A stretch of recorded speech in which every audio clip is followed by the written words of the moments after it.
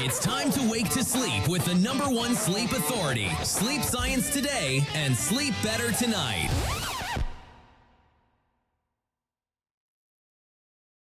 If sleep training were as simple as following a schedule, why are so many loving, consistent parents still completely exhausted? We're going to find out about that in the upcoming show of Sleep Science Today, so join us soon.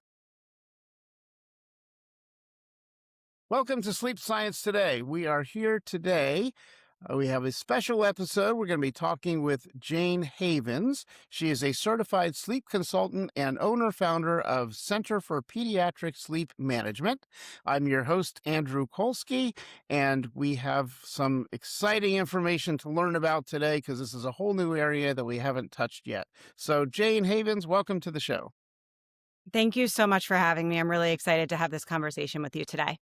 Great, and we're glad you took the time out of your schedule to join us. So in your title, it says certified sleep consultant. So I think we ought to start off with, what does that mean? What does a sleep consultant do? Sure. So, sleep consultants support parents through the process of establishing healthy and independent sleep habits for their children. Generally speaking, pediatric sleep consultants are working with infants, toddlers, preschoolers. I personally support families that have children up to about age 8 or 9. So, when I'm working with families that have infants, we are coaching them through sleep training. And when I'm working with families that have older children, I guess I would still put it in the category of sleep training, but it's more about building a child's confidence, building parents' confidence around setting boundaries with respect to what it looks like to go to bed at bedtime and stay in the room all night. hmm Yeah, there's a lot of things for us to talk about with that because I hear lots of questions from parents on all sorts of things, from co-sleeping to when do they go into their own room? How do I get them to stay there? So we'll get into all that as we talk about this. But let me ask, the age range that you typically would work with is what? Give us a top and bottom range. Yeah, so some sleep consultants are supporting families with newborns, literally just a few weeks old. And at that phase, we call it sleep shaping or sleep conditioning, where we're just sort of implementing general routines, healthy sleep habits, putting into place a bedtime routine, making sure the environment is on point, making sure their daytime schedule is as age appropriate as possible. And then as the babies get a little bit older, then we're putting into place some clearer, firmer boundaries around what it looks like to fall asleep and back to sleep independently. I personally work with families that have children or babies 12-ish weeks and up. And then the oldest child I've ever supported, I think, was 11, but I prefer to stay in that like 7 or 8 age range to be the top. Perfect, perfect. Well, thanks for clarifying that for us. So before we get into more of the details, let's take some time and learn a little bit about you. How does one get into the sleep consultant business, and what brought you in this direction? Sure. So I actually grew up and always wanted to be an event planner. That was my story. And I had a mother that was always entertaining, and I grew up around, people throwing really nice parties, and I always just wanted to get in on that. And so after I graduated college, I went into that field. I worked for a really big fancy catering company. I worked nights, weekends, holidays, and loved my work, but I always knew that it wasn't going to be super conducive to being around for my children because I literally worked all day and then I was at events every night and all weekend.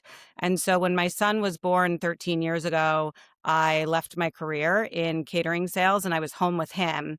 And when he was a brand new baby, he actually was a great sleeper out of the gate. He was formula fed, he was gaining weight appropriately, he was a happy baby.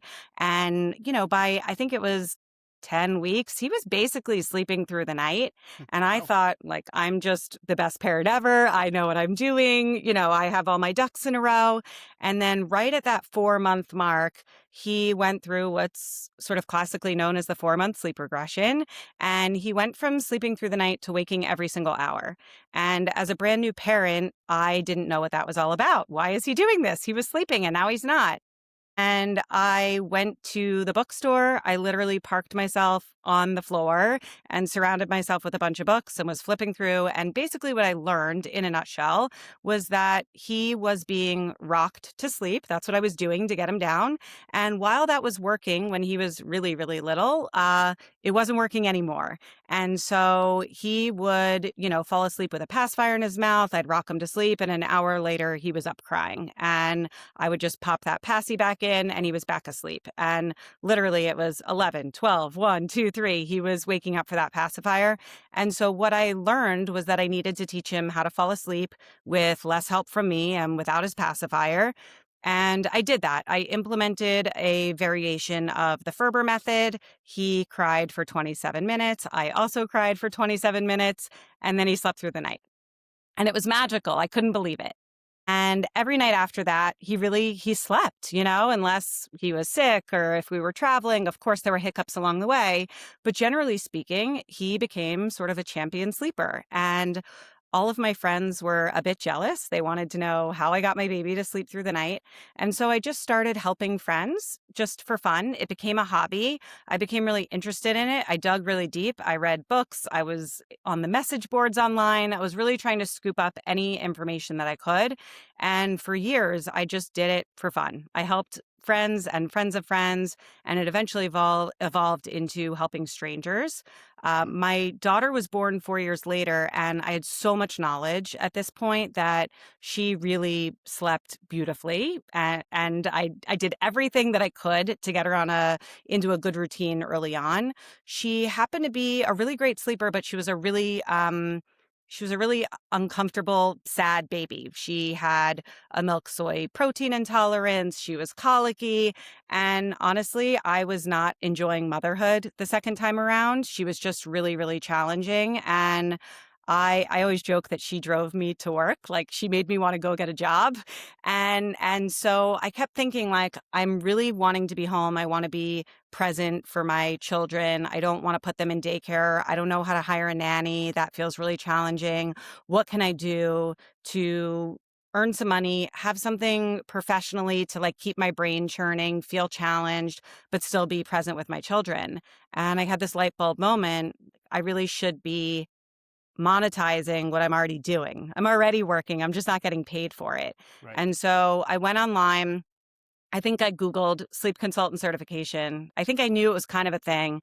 And I picked a course that was in my price range. It was online. I didn't need to fly somewhere for several days to get trained.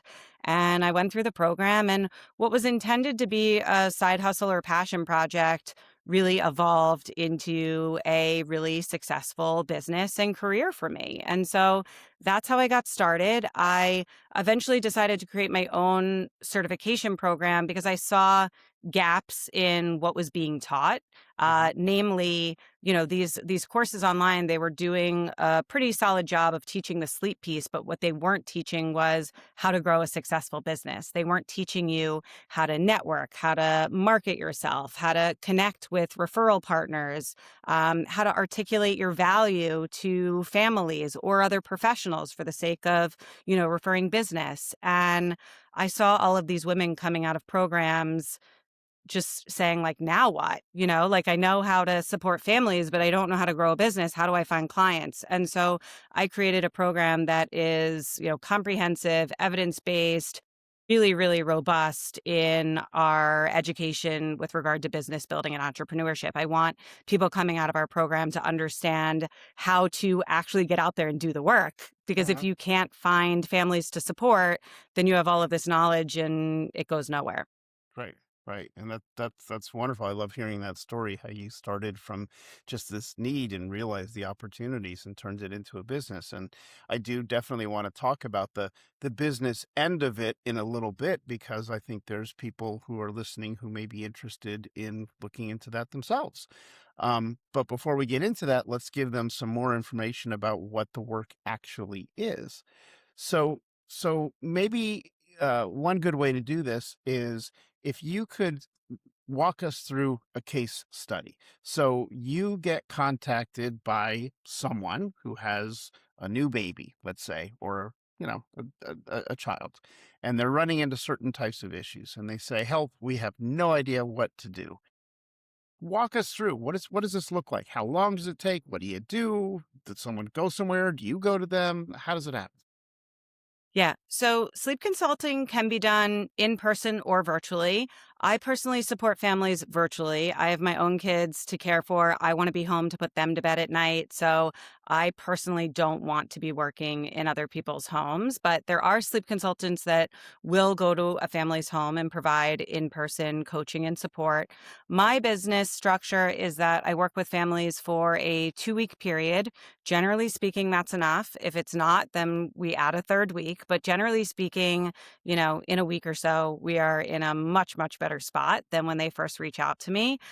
Usually, families, before they hire me, they want to get onto a phone call with me and just make sure I am someone that they can trust and that they like, right? Because coaching someone through sleep training can often be overwhelming and emotional and stressful. And so there's usually a phone call that takes place first just to make sure that everybody likes each other, right? Mhm. And so I spend about 15 minutes speaking with the parents. I like to get both parents on the call because I want to make sure that they are on the same page with their parenting philosophy, and that, if they're not on the same page, I want to make sure that I'm going to be able to coach them to sort of meet in the middle, however possible. And once they decide to work with me, they pay via my website. Then I email them. It's all automated, but I email them a questionnaire to fill out. The questionnaire will ask them lots of questions about their child, some of which we've talked about on that first 15-minute call, but the questionnaire will catch anything that I forgot to ask them or that they forgot to share. And I'll take all of the information and I'll put together a written plan for them. For infants, the plan will outline an age appropriate daytime schedule with guidance on naps and feedings. It'll outline a really solid bedtime routine, and then a couple of different options for how to teach the baby to fall asleep with less support than what they're currently receiving. And with toddlers, the plan looks similar, but it's more about communication strategies, role play techniques, and then again, strategies to wean back support if parents are rocking them to sleep or lying in bed with them while they fall asleep. We want to give them options for how to make those changes in a way that resonates with the parents. And after they read through the plan, we all get onto a phone call together. I answer their questions. We land on a technique or strategy that most closely aligns with their parenting style. And then I support them through the process. Support is largely provided via text message and maybe some voice notes back and forth. If necessary, I'm always happy to get onto phone calls with my clients during that 2 week period. I just ask that they schedule the phone calls rather than calling me in a panic at 9:30 at night, if their baby wakes crying. But I'm always around at bedtime, at least for the first few nights, to make sure that I can provide them with support and coaching in real time. Mhm. And, I have a life too. Saturday nights, I tend to go out to dinner with my husband, or there are evenings where I have plans, but I'm always really careful to not start with a family on a night where I'm not going to be available to support them. I always want them to have 3-ish nights before I have to say to them, you know what, I might be a little bit more hands off tonight. I will be back tomorrow. And really this is all about emotional support, accountability, coaching. A lot of the information, all of the information that I share with my clients is readily available in books, online. You can ask ChatGPT how to sleep train your baby. It really isn't about the information. It's about optimizing the process. Just to give you an example, sometimes parents will send me a video of their baby from the monitor, and I'll notice that the monitor says 79 degrees. And I'll ask them, is that accurate? Because that's really warm. Like your baby might be really toasty, right? And that's something that the internet is not going to catch for you. That's something that human eyes are going to catch. Or sometimes parents will say, like, he's losing his mind, he's going nuts. And then they send me a video. And actually, what I see in that child's body language is that they're burying their face into the mattress, they're swaying back and forth, they're using soothing strategies to sort of calm themselves. And yes, they are crying, they are being noisy, but sometimes my perspective, just because I've literally watched thousands and thousands of videos, I can give parents perspective and I can say to them, I know it sounds like your baby's having a really, really hard time, but actually what I see in your child's body language is that they're actually relaxed, they're comfortable, and they're working themselves to sleep. So let's give it a few minutes and see where we land. Interesting. Interesting. All right. Well, this is a perfect time for us to take a break. And when we come back from the break, we can talk about some more specific cases because I've got some questions about specific things that I'm sure you run into all the time. So this is Sleep Science Today. I'm your host, Andrew Kolsky. We will be back with Jane Havens right after the break. Be sure to visit sleepsciencetoday.com for access to all of our channels and special offers. Sleep Science Today, and sleep better tonight.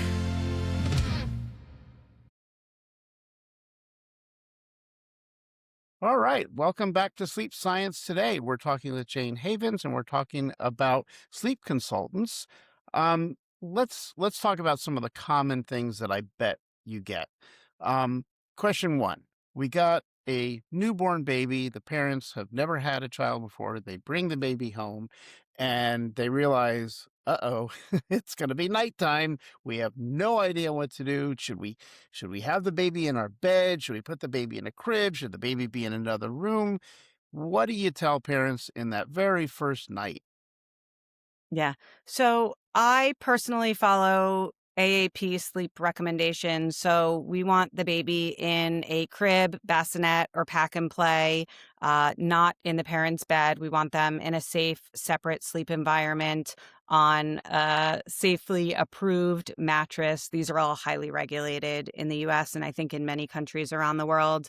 I want the baby having a bedtime routine from the beginning. It sounds crazy, like your baby doesn't know which end is up, and maybe they don't right now, but implementing a bedtime routine and having little rituals that come right before sleep are really, really helpful, even for newborns. They catch on very quickly. So, for newborns, it can be something as simple as singing the same song before you put them down. It could be reading them a book and then singing them a song. But we want to make sure that we have a little bit of a ritual that happens before bed. And as they get older, that bedtime routine can be built out to be a little bit more substantial. But we want to give them some sleep cues.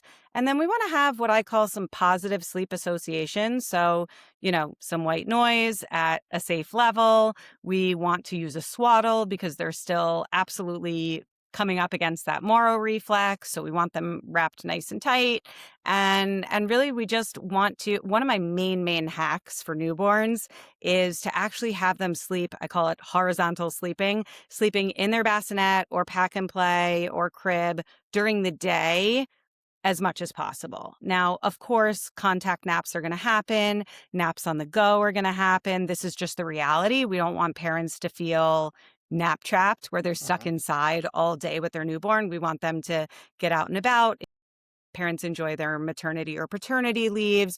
But if we're home and we're just sort of hanging around in the living room, I love for babies to just sleep safely on their backs during the day as much as possible because parents are less tired during the day and they can work on it. And come nighttime, like that's the hardest time to work on it. If your baby doesn't want to be put down at 3 a.m., you're too tired to make good decisions and to really practice. But if you can practice it at 10 o'clock in the morning, you're conditioning your baby to feel more comfortable sleeping in that position overnight. So those are some of the things that I put into place. We want to feed every couple of hours rather than snacking all day. We want to, feed every 2 to 3 hours. Ideally, we would love to feed at the beginning of a wake window rather than right before they go to sleep. But in the very, very first days, your baby's sleeping all the time. It's hard to really put all of that into place. But these are things that we're working on as the baby grows. Hmm. Wow. Wow. There's a lot there. So Yeah, it's a lot. yeah, it's exhausting, it sounds like. Um, but so what do you do in the case where the baby is crying? Because I'm sure all different babies have different reactions and responses in terms of crying, and some of them are good sleepers and some of them are, have trouble. What's the best advice related to crying? Yeah. So this is so family dependent and so baby dependent because I think a lot of parents have different levels of anxiety or nerves around their baby crying.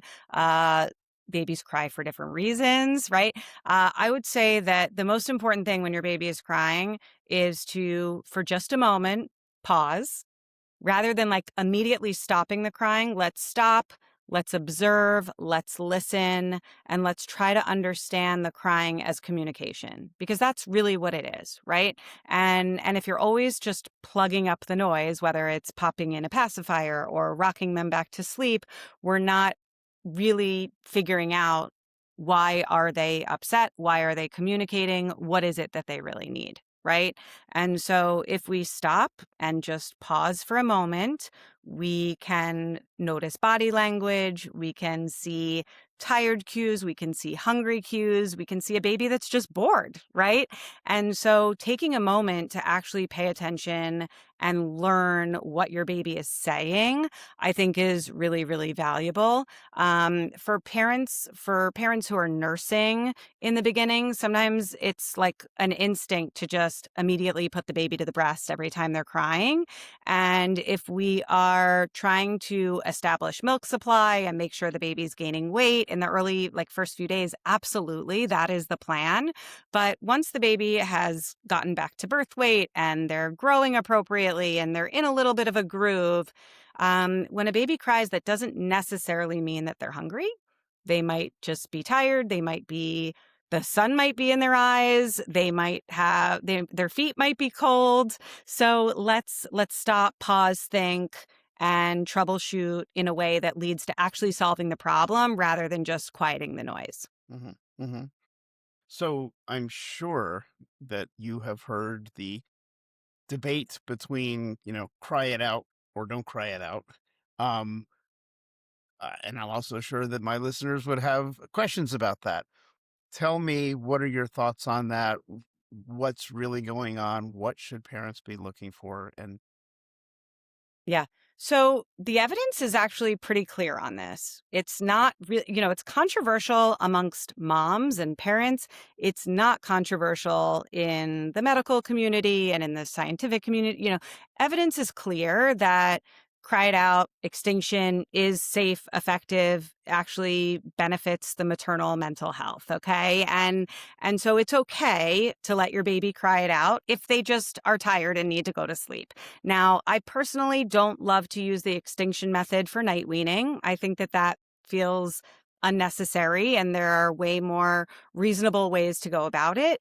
But as far as like teaching your baby just how to fall asleep on their own, putting them down and giving them time, I like to call it trying it out rather than crying it out. Like we're just giving a baby or a child an opportunity to try to fall asleep in a new way. And when children are given an opportunity to try something new, whether it's sleeping in a new way, peeing or pooping on the potty, learning to ride a scooter, learning to zipper their own coat, there are usually tears involved in all of those experiences. And it's okay for children to be temporarily upset while learning a new skill. And babies who are supported and in loving homes are totally okay to learn to fall asleep on their own. That being said, if extinction sounds like it doesn't align with the way that you want to handle it, there are lots of ways to teach a baby to fall asleep on their own without just putting them down and waiting until they fall asleep. All sleep training methods or techniques are actually just gradual or more speedy progressions towards a baby doing it on their own. So, if parents are super anxious about the process and let's say the baby is being nursed to sleep, maybe we just start by rocking them to sleep. And after they get used to being rocked to sleep, then maybe we put them down and offer them some shushing and patting and some jiggling and some stroking down the forehead, down the nose. And once they get good at that, maybe we reduce our physical support and we're just shushing. So there's lots of ways to work on it. In my experience, babies communicate their dissatisfaction no matter what, right? Like for a baby who is used to being nursed to sleep and then you just rock them to sleep, they're still going to communicate their preference that they would rather be nursed to sleep. And so, babies, we don't want to stop a child's communication. I actually think that it's really important for parents to become comfortable with their children expressing their emotions, right? And we need to hold sturdy and steady and remain calm and supportive while our children are experiencing moderate and temporary discomfort while learning something new. Like my son is in 7th grade and his math homework is really hard sometimes. And when he says he can't do it, we don't say to him, "Oh, no worries, we'll do it for you." Right? Like that is not the response. Right. The response is, "I know this is hard and I hear you that you're frustrated. And I believe that you can do it."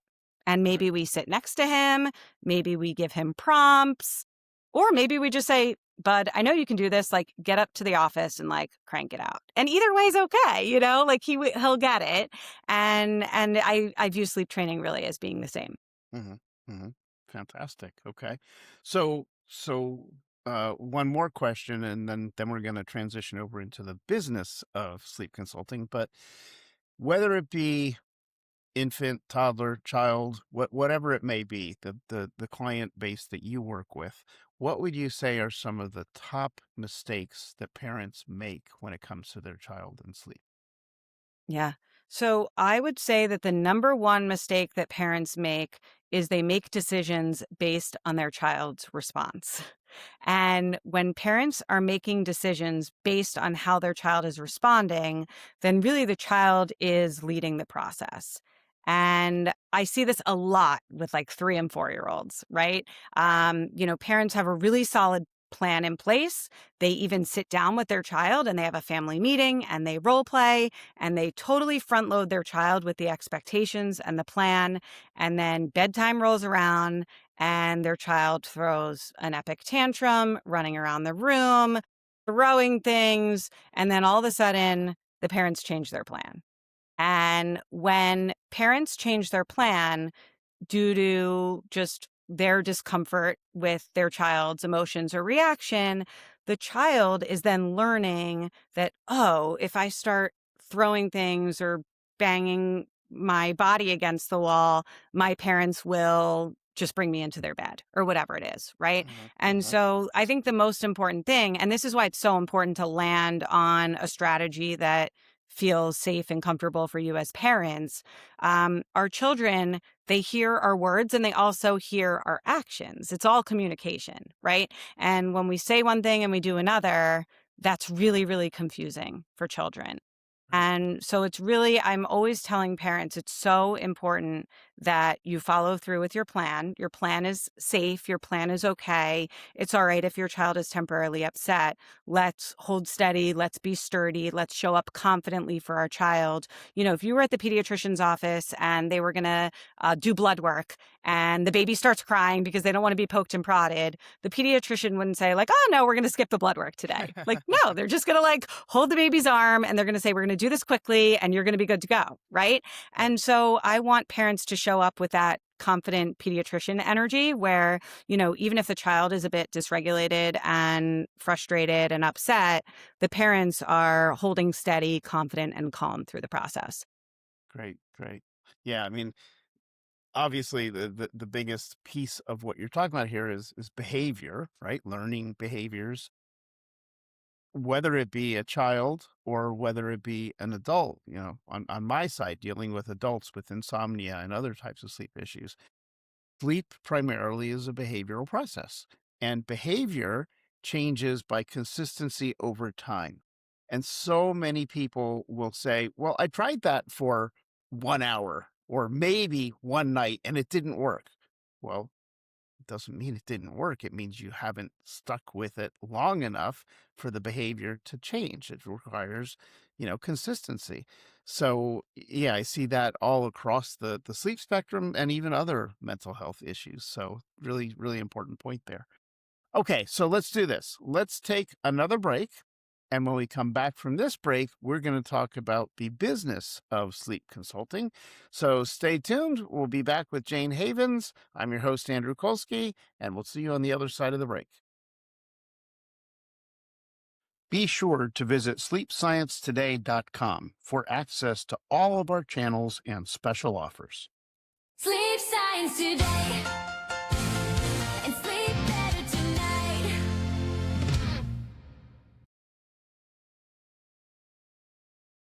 All right. Welcome back to Sleep Science Today. We are just about to talk about the business of sleep consulting. Jane, can you tell us, how does someone get started in this? Where do they get training? How do they even figure out the first step? Yeah. So many people who get into this field actually have had similar experiences to what I described of my own, parenting journey, where, maybe you struggled with sleep somewhere along the line with your children. Maybe you sought out support or figured it out on your own and had a really transformative experience. And now you want to get into this work yourself. I also see a lot of teachers wanting to get into this work, nurses wanting to get into this work. I tend to think it's helper people. It's people who want to support other parents or children. If you decide that you want to get certified, I would be honored if you would consider Center for Pediatric Sleep Management. Our program is online. It's self-paced. You have lifetime access to the curriculum. You can move through it, in a way that works for you. People tell me that it binges like a Netflix series, which is always the biggest compliment. And, I can guarantee that you'll learn a ton. Once you go through a certification program, you want to make sure that you have really great support around you, because growing a business is hard, right? For somebody who has never started their own business before, that's usually the scariest part, is like, what happens if I can't grow my business? And so inside of the CPSM community, we are chatting daily together. We are talking business growth strategies. We are helping one another figure out how to successfully advance our businesses. So it's important to have the right support.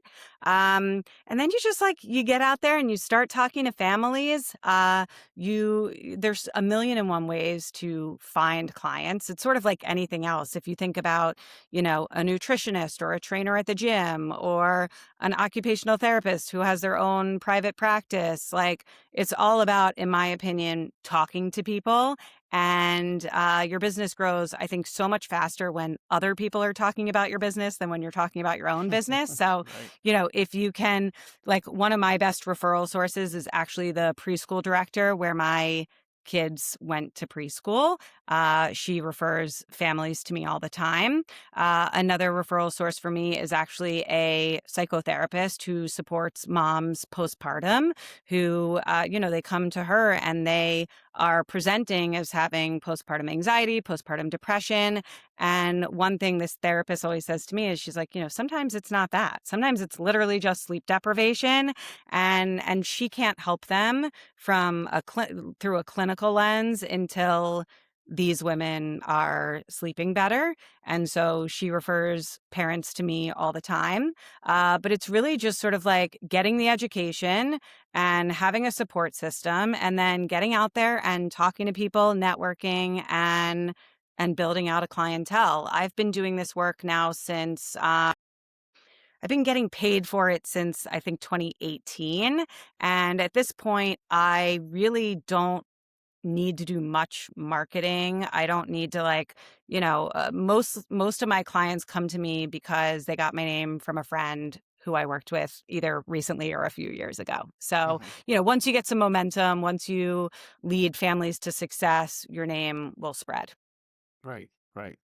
Well, so let me back up a little bit to the training part. The certification that you have developed, is that are there videos? Is it written material? What exactly is in the program? Yeah, it's a combination of reading and video content. There's also some audio only content. I recognize that people learn in different ways, and I want to provide as many different opportunities to really absorb the information in a way that works for as many people as possible. The course covers the science of sleep. It covers safe sleep practices. We go over sleep as it relates to different developmental ages and stages. So, like what's happening at that 3 to 4 month mark, what's happening at 8 or 9 months, when a baby's pulling to stand, what's happening at 13 months when a baby gets separation anxiety, like what are all of these different moments that could negatively impact sleep and how are we managing those situations. You'll learn all different sleep training techniques and coaching strategies. We also talk about unique circumstances, how to support the special needs community, how to work with multiples, how to deal with when a child gets sick or you're traveling and you're out of your routine. And then you'll actually learn how to write a plan for a family. You'll learn how to get onto these phone calls and have conversations with parents so that they really can trust that you're going to lead them to success. And then, the back end of the course is just really jam-packed with all different tools to give you different options for how to grow your business. We talk about how to use social media to grow your business, and we talk about how to grow your business without social media. We talk about email marketing. We talk about search engine optimization. Literally like everything. And so there are a million and one ways to grow a successful business, and you don't need to do everything. I actually don't love to hang out on social media. That's not my thing. I like to connect with people face to face, person to person. And so, you got to figure out what works for you and take what you like, leave the rest, and put it into action. Great, great. Okay, I've got a couple questions about that, but the one that first I'd like to ask is, it sounds like your course is pretty comprehensive and there's a lot in there. How many hours should someone expect to have to put in to get through the entire thing? Yeah, this is $1 million question. I always have a hard time answering this because it is a combination of reading and video content, and there are written exercises. So it sort of feels hard for me to answer that. I usually say 50 to 60 hours only because I took a poll a couple of years ago, and that was sort of what the most people said was about 50 to 60 hours. But there was a wide range of normal where people got through it faster and others took way longer. I should also note that I am not the expert in everything, and there are contributing, I do not teach every lesson in the course. There's an IBCLC who does a training on how to sleep train a breastfed baby. There's a psychotherapist who talks about how to support moms who are struggling with perinatal mood and anxiety disorders. There are we have a sleep medicine physician who talks about when to refer out. So the training is really, really robust, and we actually are always adding to the curriculum. We don't resell to our online course community. Once you enroll in Center for Pediatric Sleep Management, you get lifetime access to the course and any continuing education that we provide at no additional cost. So people who enrolled back in 2019, 2020 are still learning with us today. And that is one of the main draws to our program, is that they have continued community and support and education, and it's a one-time fee. Right, right. Okay, fantastic. Thank you for clarifying that. A separate question now, which is different from that, which goes into something else you were talking about from a marketing perspective. And you were talking about social media and all the different ways that people can get themselves out there. I can hear in the back of my head a question that some people listening might have, which is, well, if this person is going to be working with my baby and me, and then they're doing all this social media stuff, what about my privacy? Are they putting, pictures and things of my baby out online without my consent? Yeah, I would hope not. I would certainly hope not. Sometimes I don't spend a ton of time on social media, but when I was first getting started, I did a little more of that. And I would always protect the privacy of my clients. If sometimes I would post a screenshot of a mom texting me like, I can't believe Lucy slept all night last night. Like, we've never had that before. I took a shower last night without having to hold my baby at the same time, whatever. If I'm ever sharing any of that, any personal information is always blacked out. It's always with the intention of just being like the message behind it. Nobody ever knows who it is. And if I'm ever sharing pictures or videos of children, which I really never do, but if I was going to do that, I would certainly seek permission first. So you talked about, the referrals that you get, the word of mouth, the sharing that people do amongst each other when they work with someone who they like and who they trust. And that sounds like that is sort of the primary business development tool that a sleep consultant would use. Um, but when you talk about online, and we've got everything from LinkedIn to Instagram to Facebook to all these different places, do you find that one is more effective than the other for what your needs are? So I personally like Facebook if I'm going to be on the internet to grow my business. And the reason I like Facebook is because, if you think about Facebook was really created to be a social networking platform, right? Like it's social networking. You're supposed to actually connect with other people and talk to them and meet them and ask questions and get answers. And so the whole idea is that you're communicating with people all over the world or locally. If you're in a local moms Facebook group, I live in Baltimore, Maryland. So like, if somebody posts in a Baltimore moms group, my baby's up every hour, does anyone know anyone that can help me? A bunch of my friends will chime in and say, you got to talk to Jane, right? So I like Facebook because it's a place where communication and conversation is expected, right? And so that would be my favorite. I don't love like Instagram or TikTok for growing a business personally, because I think people are just there to scroll. They're there to be entertained. And there's less communication and conversation happening on those platforms. LinkedIn is something that I keep talking about. I got to figure that out. And I just, my husband's on LinkedIn all day. And I keep telling him, like, can you do my LinkedIn for me? I don't know how to do this. I think LinkedIn would be great because it's a professional space to connect with other professionals for the sake of, building your network and a referral stream. I just haven't done that yet. But to answer your direct question, I think the best place to grow your business is wherever you feel most comfortable, right? I'm comfortable on Facebook because I went to college in Boston. I was literally in Boston when Facebook went from like Harvard to MIT to BU. Like I was an early adopter. And Wow. so it's really like where I've been my whole adult life. And so I'm very comfortable there. And so I would say with younger people who are just, getting into this field and they're not on Facebook because Facebook is for older people like me, then maybe they're more comfortable on Instagram or TikTok or who knows what comes next. Yeah. Yeah. Perfect. Thank you. Well, we actually have run out of time. So, Jane Havens, can you give us your website address so that if people want to find you, they can easily find you? That would be great. Thank you so much for asking. If you're a parent and you're struggling with sleep, my website is thesnoozefest.com. And if you're interested in becoming a sleep consultant, it's thecpsm.com.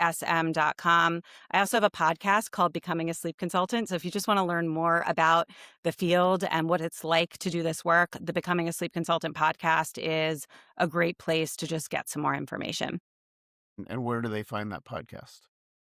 It's anywhere, Apple, Spotify, wherever you listen to podcasts. Fantastic. Well, thank you for joining us today. This has been Sleep Science Today. Hopefully the listeners have gained some new information and maybe even a new career. I'm your host, Andrew Kolsky. Always remember to check out our website, sleepsciencetoday.com, and we will see you on a future episode. You have been listening to Sleep Science Today, your number one sleep authority. Sleep Science Today.